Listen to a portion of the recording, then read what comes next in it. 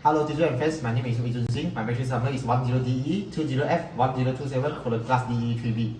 Hi, my name is Chin Chuan. I'm from DE3B2 and my matrix number is 10DE20F1011. Okay, so for our introduction, so this is a multimeter. So now I will explain what is the multimeter. So the multimeter is the electrical tools used to measure electricity, and the multimeter is to test your surge protectors, batteries, and power supplies.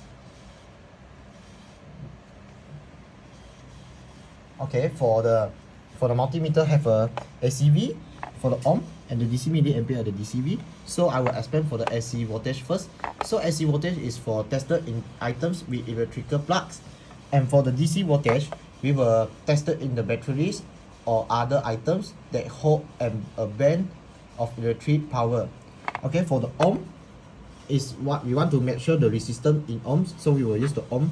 And after that we want to use the DC milliampere, so this is a measure in amperage, which are usually called amps.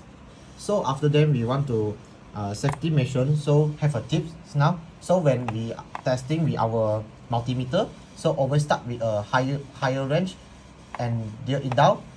A range that's too low can cause problems. Always set your multimeter to the correct unit to avoid danger and blow fuses. Okay, so for our multimeter have a two part. So for the first part is test your probe or leaks. So for the precursor step, for the first step is we want to make sure all parts of our multimeter look sound. Okay, so for the second step, we want to set your multimeter to the buzzer on the selected knob. So we already to set for the buzzer. Okay, after that we want to plug the black probe into the common plug. So we want to use the black probe into the common port. After that we step 3, we want to use we want to insert the red probe into the jack mark for ohms. Okay, so for the step 4, we want to generate tap the red and black tips together, so like this. Okay, so the last step is we want to make sure the buzzer have a sound. So if it have a sound, we will it means can use the multimeter.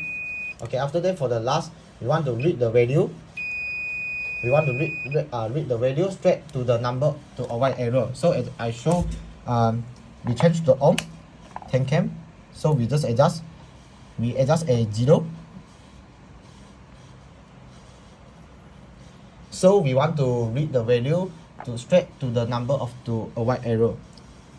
Okay, for the next part, I will give my partner Chin Chuan to say. Now I'm Chin Chuan. I'll continue with the next part here. So here was a project board here and then have a resistance here. So for the precursor step that we have here, we need to use the color code method to know about the resistance here. After we checking by using the multimeter, we can adjust, we can see the result is correct or not. Then for the code here is brown, red and brown. Then for the resistance value is 100. So now we start now. Here was the project board. Then we need to plug in for the first step, we need to plug in the resistance here.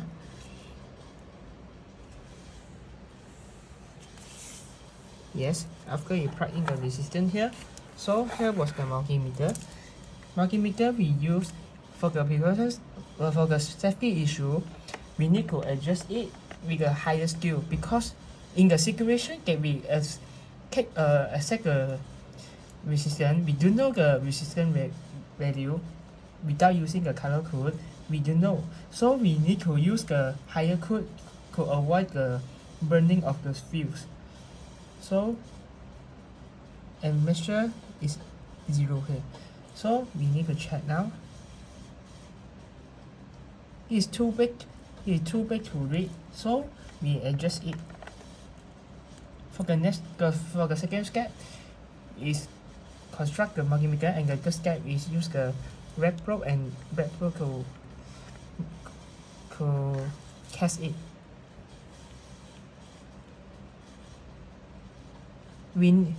For the precaution step here, we need to read the value is through the straight line, and then we will see the straight line is the pin of the straight line is 1 multiplied, and then for the step 4 is 1, the value is recorded is 1 multiplied by 100, and we'll get 100 ohm for this resistance.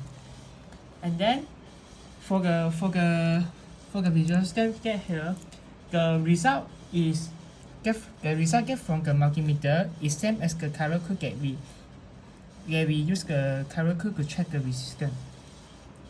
As the conclusion, this is the end of the part of the construct the cascading resistance by using the multimeter. Then for the conclusion of the multimeter here, so conclusion is the multimeter is very important. It's an very important item for our electric engineering course.